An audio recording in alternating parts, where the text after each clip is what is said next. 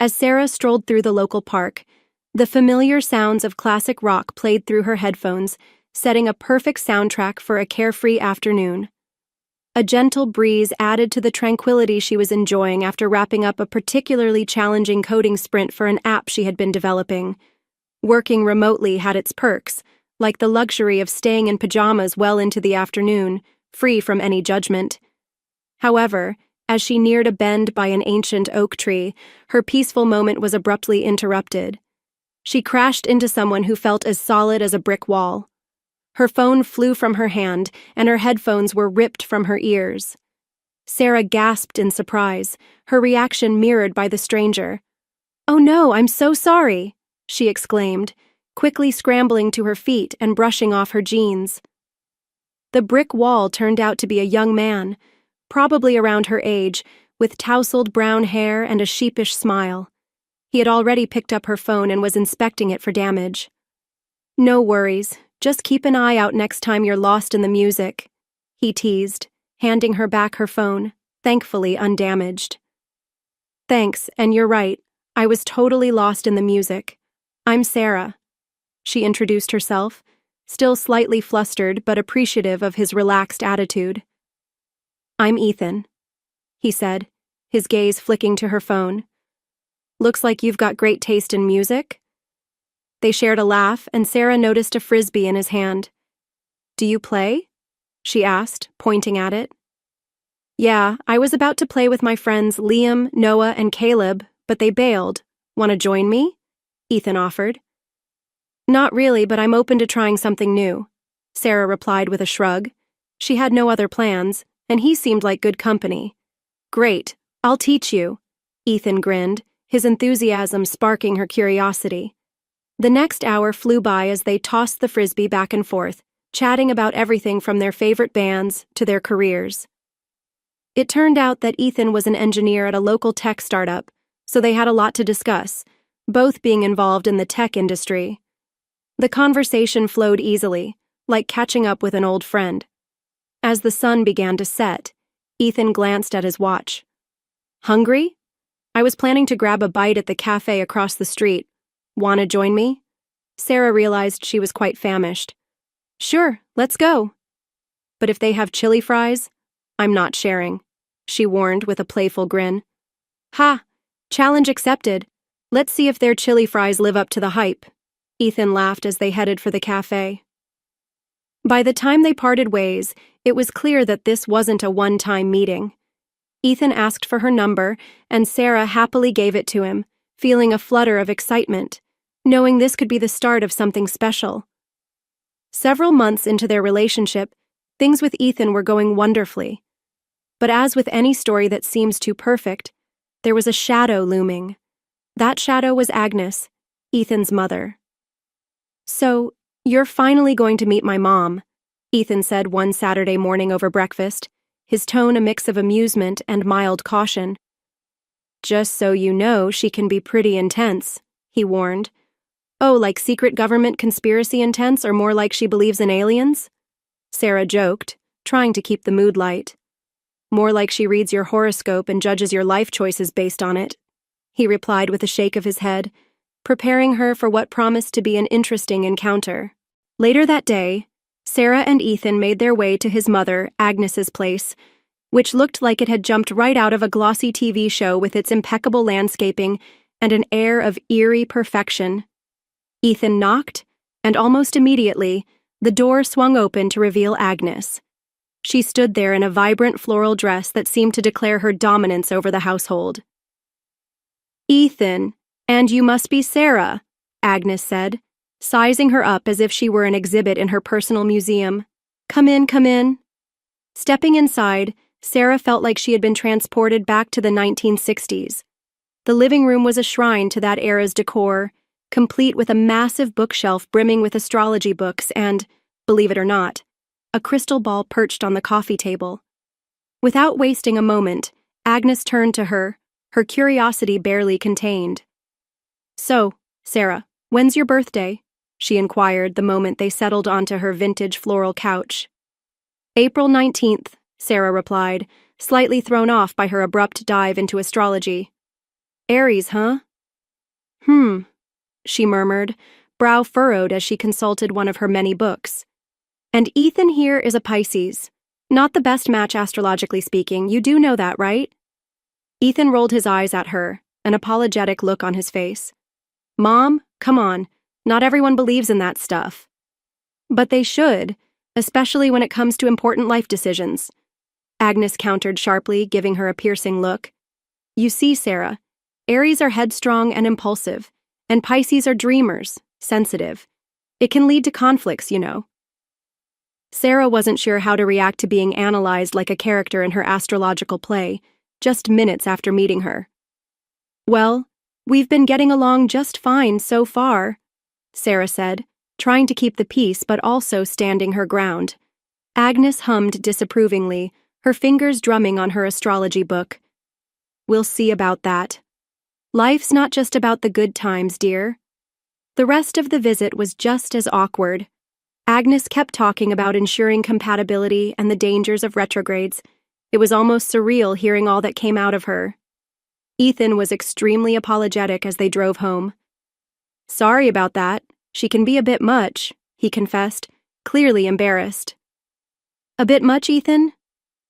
She basically suggested we're doomed because I'm an Aries, Sarah half joked, trying to lighten the mood, though she was a bit stung by the whole ordeal. Driving back, Sarah pondered over everything.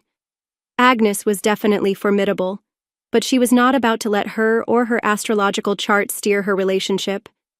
She liked Ethan, and no cosmic misalignment was going to deter her. Fast forward a year, and despite all the astrological hurdles Agnes tried to place in their path, Ethan proposed. They were at their favorite pizza place when he nervously slid the ring box across the table. Sarah, will you marry me? He blurted out, almost spilling his drink. Sarah was so surprised that she nearly choked on her pizza slice. Hell yes! She exclaimed after regaining her composure. The restaurant erupted in applause, and there Sarah was, laugh-crying, overwhelmed by the moment. Planning the wedding, however, was far from simple. Between drafting a guest list and selecting a venue, Agnes's incessant commentary was the last thing they needed. You know, Sarah, Mars is in retrograde around your wedding date.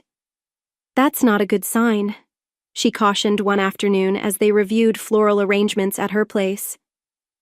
Sarah rolled her eyes so hard they nearly got stuck. Agnes's penchant for cosmic caution was becoming a real test of patience. Ignoring astrological signs, Sarah and Ethan set their wedding date based on the availability of their favorite venue, a place that held special meaning for them. When the big day arrived, it was perfect. Sunny skies and mild temperatures set the scene, and all their friends and family were there, enjoying themselves. Even Agnes managed to crack a smile, though it seemed a bit strained. After the ceremony during the reception, Agnes pulled Sarah aside, her face serious, echoing their previous conversations. Sarah, I still think you should reconsider this union. You might be happy now, but what about when the stars shift? She warned. Sarah had reached her limit. Agnes, I'm married to your son now, and I'm not reconsidering anything. We're happy, and that's what matters. Her lips pursed slightly, and she scanned the room as if expecting celestial signs to intervene. You're ignoring the signs, Sarah, but remember, I warned you. Duly noted, Agnes. Now, if you'll excuse me, I'm going to dance with my husband at our wedding, which, by the way, is going wonderfully, despite the bad signs, Sarah replied, turning away to join Ethan, who gave her a supportive thumbs up from across the room. They spent the rest of the evening dancing, laughing, and savoring every moment. Life as a newlywed had felt like a blissful dream, but as with all dreams, reality has a way of asserting itself. For Sarah, Agnes's relentless comments were that harsh reality. Every visit seemed to carry an air of disapproval, no matter the occasion. One Sunday afternoon at Agnes's house, Sarah hoped for a quiet gathering, but Agnes had other plans. So, Sarah, Agnes began, serving tea. Still no good news on the baby front? I read that some people are just cursed with bad energy. Sarah almost choked on her tea in surprise. Agnes, really? That's not how it works. We've seen Dr. Miller, everything's fine. These things take time. Or maybe it's just not meant to be. Agnes shrugged, sipping her tea nonchalantly as if she hadn't just said something outrageous. Sarah was seething, but Ethan's hand, gently squeezing hers under the table, silently urged her to stay calm. So, Sarah shifted the conversation. Actually, we've been house hunting. We found a great place and we're thinking about putting in an offer. Agnes raised an eyebrow. A house, huh? And how are you affording that? Ethan's doing well, but houses aren't cheap. Feeling proud of their hard work and financial independence, Sarah replied, Actually, I've been doing well with app development. We're contributing equally. Agnes scoffed, setting her tea down with unnecessary force. Well, isn't that convenient? Living off my son and now spending his money on a house? Her words stung. They left shortly after, with her cutting remarks lingering in the air, making Sarah feel as though nothing she did was ever enough to change Agnes's view of her. The process of buying their house, however, was a refreshing break from dealing with Agnes. They found a beautiful place that was perfect for them and moved in a few months later. Sarah hoped that owning their new home would prove to Agnes that she wasn't the gold digger she had been painted as, but instead, it seemed to only fuel Agnes's suspicions. At their housewarming, which Agnes attended more out of duty than desire, she pulled Sarah aside while Ethan mingled with other guests. Must be nice, living large on someone else's dime, Agnes said, a sly smile on her face. We both know the situation, don't we? Just make sure Ethan remains unaware of your secret little adventures, she whispered, her eyes darting around to ensure their conversation was private. Sarah was taken aback, a mix of shock and indignation on her face. What are you implying? I've never been unfaithful to Ethan, and I never will. How could you even accuse me of that? Agnes simply smirked and walked away, leaving Sarah simmering with anger. Later, word reached her through friends that Agnes was spreading rumors, calling her unfaithful and a parasite on Ethan. That was Sarah's breaking point. When she and Ethan were alone, she finally let it all out. Your mother is spreading horrible rumors about me, Ethan. I can't take it anymore. Ethan's anger mirrored hers. She did what? That's it. I'm going to talk to her. This has to stop. He confronted Agnes, giving her an ultimatum. Stop the accusations, or she wouldn't be welcome in their home anymore. Agnes didn't take kindly to his warning. The next day, she called, furious. You're trying to separate me from my son, you witch. I know your game, bringing men over when Ethan isn't here. I'm not blind. Her words were meant to hurt, but Sarah had had enough. Believe whatever you want, Agnes, but if you continue spreading lies, you'll regret it. This is my home and I won't be intimidated here. After that, they limited her visits. For a while, peace returned, but Sarah knew it was just a temporary calm, the calm before the next storm. The unease began anew. One day at the supermarket, as Sarah loaded groceries into her car, a prickly sensation crept up her spine, the unsettling feeling of being watched. She scanned her surroundings and spotted a man at the edge of the parking lot, his gaze fixed on her. Although it felt odd, she dismissed it as paranoia. However, the feeling persisted. Days later, at a cafe near their home, the same man was there again, feigning interest in a newspaper, but clearly observing her. Her pulse quickened. Was she being followed? When she spotted him a third time standing across the street from their house, panic set in. This was no coincidence. He was tracking her. That evening, Sarah confided in Ethan. There's this man I keep seeing around and it feels like he's following me. Ethan was concerned but suggested a rational approach. Are you sure? Maybe you're just stressed. Why not take a few days off? Do some yoga, relax. Though skeptical, she agreed to try. Sarah resumed her yoga and meditation, hoping to ease her mind, but the sense of being watched persisted. Finally, unable to shake her suspicions, she returned to the supermarket. As predicted, he was there. Confronting him, she demanded answers, phone camera at the ready. Why are you following me? Who are you? He seemed startled and tried to leave, but Sarah was quicker, snapping pictures. "I've called the police," she lied, provoking a panicked response.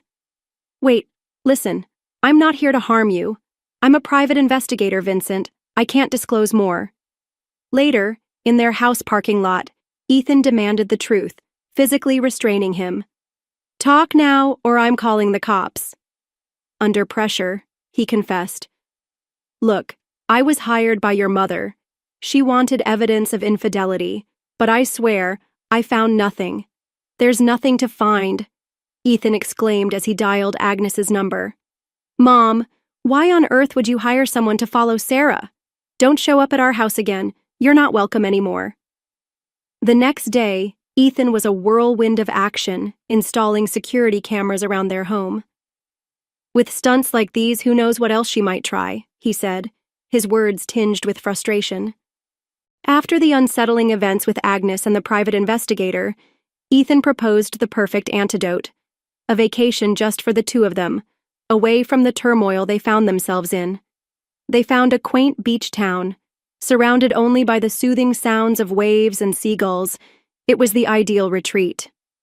For the first time in ages, Sarah relaxed under the sun with a book, free from prying eyes or hidden motives. When they returned home, she carried with her a newfound peace, which only deepened when she discovered something miraculous. She was pregnant. After years of trying and enduring Agnes's harshness, it had finally happened. But with the joy came a fierce protectiveness. Considering Agnes's recent behavior, the last thing Sarah wanted was to expose their newfound happiness to any risk. They chose to keep the pregnancy a secret, especially from Agnes. "Let's just share this with my parents, John and Linda, for now," Sarah suggested to Ethan, who was ecstatic about the news. "I don't want my mom's negativity ruining this." He agreed. "We'll announce it to everyone else when we're ready." Working from home made it easier to conceal her growing belly. Sarah switched to looser shirts and flowy dresses whenever she went out. Though there wasn't much to hide yet, she was past her first trimester, but surprisingly, there wasn't much of a bump. During a checkup, Sarah voiced her concerns to Dr. Miller, who reassured her with a smile. "Every woman's body is different, Sarah. As long as the baby is healthy and the scans are normal, there's no need to worry." As the weeks turned into months, the little life growing inside her remained a cherished secret, shared only with Ethan and her parents. They spent evenings in the future nursery, discussing and dreaming.